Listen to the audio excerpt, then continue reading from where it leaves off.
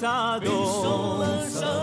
Bella ciao, bella ciao, bella ciao, ciao, ciao, la mattina.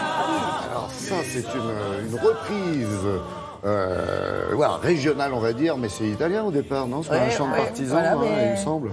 Il y a une petite tonalité corse. Oui, c'est vrai, ouais, on les entend. Hein, j'aurais pu mettre la main comme ça. Allez, au guidon de son triporteur, effectivement, et les triporteurs de Télématin, Loïc a sillonné et sillonne, vous le savez, toutes les régions de France pour nous faire découvrir des spécialités. Aujourd'hui, on part effectivement sur l'une des plus belles. Bah, vous avez la réponse.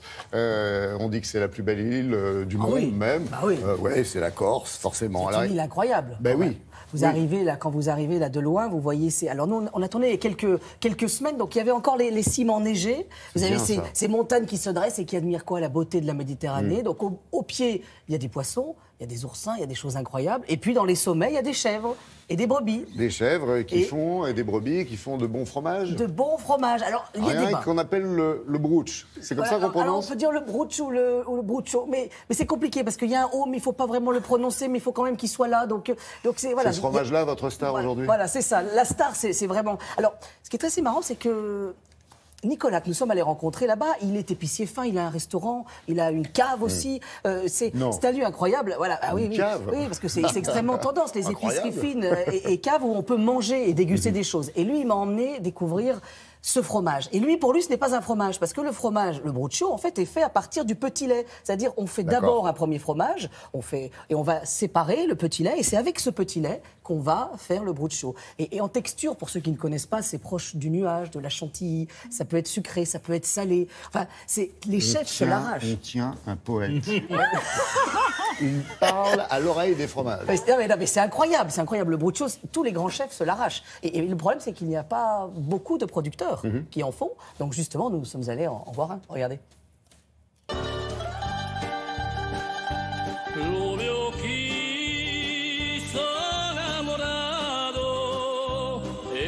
Aujourd'hui, le triporteur quitte l'Hexagone. Nous sommes en Corse, à Ajaccio, et on a rendez-vous juste là-bas avec Nicolas. Allez hop, en route.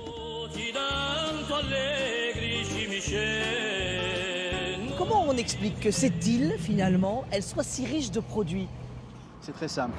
On a l'explication qui est juste derrière. Ouais. On a la mer, les plaines, les vallées, les collines, la montagne et la haute montagne. Tout ça sont des bassins de production qui s'agrègent. Et à chaque fois, c'est un climat, c'est un terroir finalement différent? À chaque fois, c'est un climat, un terroir et un type de production. Bon, bah parfait. Alors là, on va où là? Alors là, on va au pied de cette montagne rouge, retrouver notre ami Gendré Mamélie le berger. On y va? On va faire du bruccio.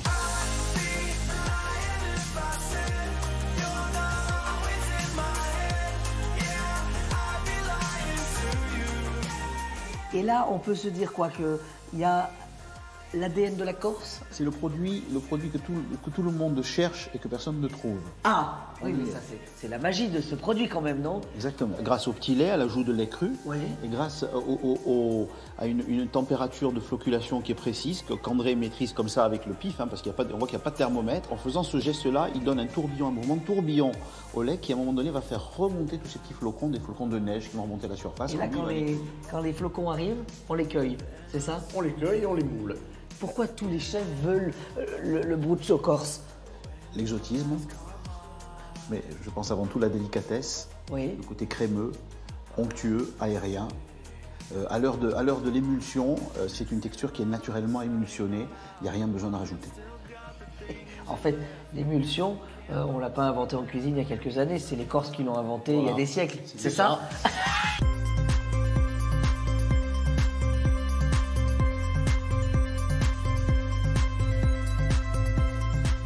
Là, dans l'idée, c'est qu'on suit la recette, c'est ça? On va suivre la recette à la lettre. Elle est courte, mais précise. Page 108. Page 108, la recette, le fiadone, le fameux gâteau emblématique corse, qui est un cheesecake local, avec du broche, bien sûr. En fait, les Américains, ils n'ont rien inventé avec le cheesecake. C'est ça? Vous êtes en train de nous le dire, là? Mais on a fait du fromage avant eux, surtout. Qu'est-ce qu'on fait en premier dans cette recette?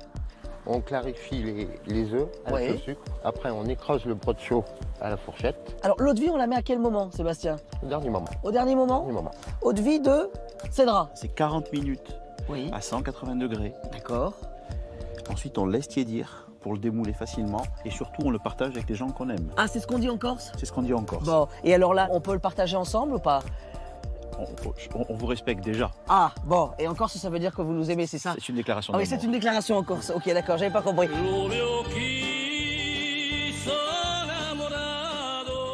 Loïc, est-ce que l'homme, là, il est écouté sur le continent? Ah bah, il est écouté sur le continent. Nicolas Stromboni, il est très modeste, mais Anne-Sophie Pic, les grands chefs étoilés français sur le continent vont le chercher pour trouver des produits corses, voilà, parce que c'est incroyable. Stop, c'est fini, passe le